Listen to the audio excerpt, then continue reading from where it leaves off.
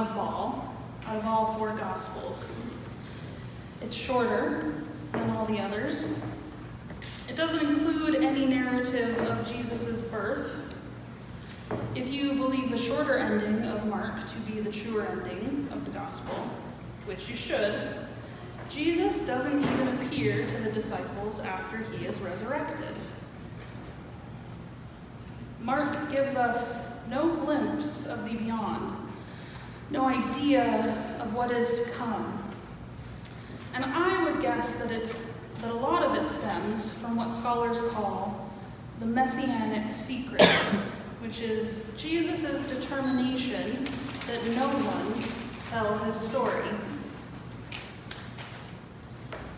The messianic secret was a phrase originally coined by German scholar William Reed in 1901. The common interpretation of the reason why Jesus is always telling his disciples to keep his secret is that it, quote, served to correct the disciples' nationalistic, messianic expectations, end quote. Many Jews during that time had certain expectations of what the Messiah was going to look like and act like. Not only did Jesus not meet those expectations, but he was constantly aware of the impact of his ministry as a man of peace rather than a warrior. Besides, the Israelites of Jesus' age already drew enough attention from Roman authorities. They didn't need to further draw their ire by being open about someone who claimed to be a king or even the Son of God. To get an idea of what this might have been like, let me paint you a picture for why Jesus might have wanted his presence and abilities to be kept secret. Imagine that you are born into a people who are both a cultural and a statistical minority. Imagine having different religious holidays than what the dominant culture celebrates, and being at odds with your community because you don't know the proper songs or phrases that go along with those holidays. Imagine having strict dietary regulations, making it almost impossible to eat communally because it's unlikely that your neighbor or the local restaurant or the communal festival or potluck has prepared the food in a way that you can consume it. Imagine insisting on the observation of days or times of holy rest and prayer, and that your coworkers don't understand why you need that extra time off, insisting that perhaps you're just lazy or looking for an extra break.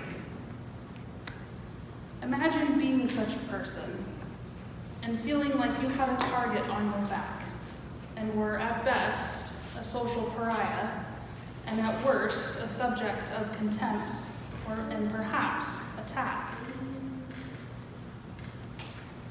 It's not so hard to imagine how Jesus' situation 2,000 years ago parallels the situation of certain groups of people in America today. And given the politically charged and divided America we live in, I can fully understand why he's not willing to come out and say all that he could do, given the tension or outright violence that could occur in response.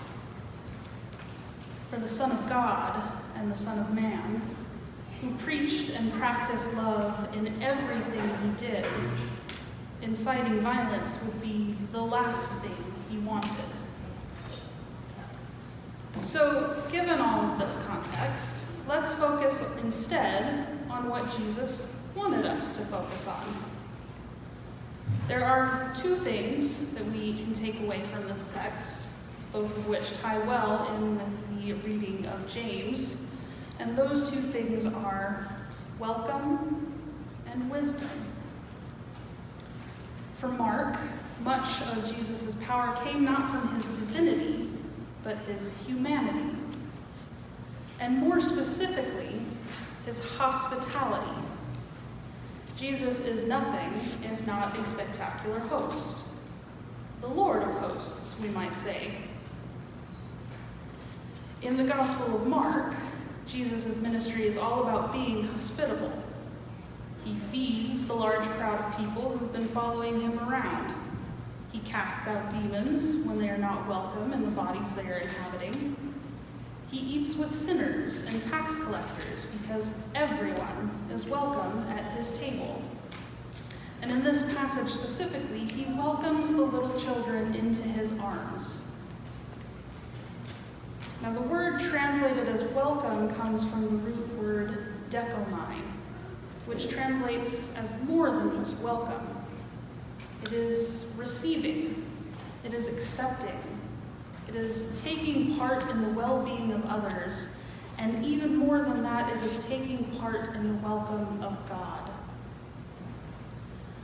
Jesus tells us to be in relationship with the children of God, and in doing so, be in relationship with God. An easy enough task on paper. Much harder is the other thing that Jesus tells us to do. Whoever wants to be first must be the last of all and the servant of all. In order to do so, we must be willing to put aside our own egos and live into the wisdom inspired by God. But that is oftentimes hard to achieve. The epistle by James offers us insights into how we might attain such wisdom in thought and deed. Such wisdom comes from gentleness, from purity, from peacefulness, from mercy, and from truth.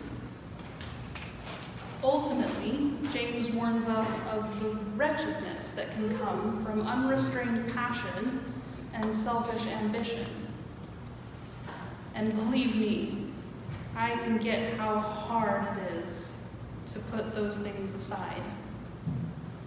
I get how hard it can be to quiet the fires within and without so that they don't burn us up whole. Because there are so many things to be angry about today.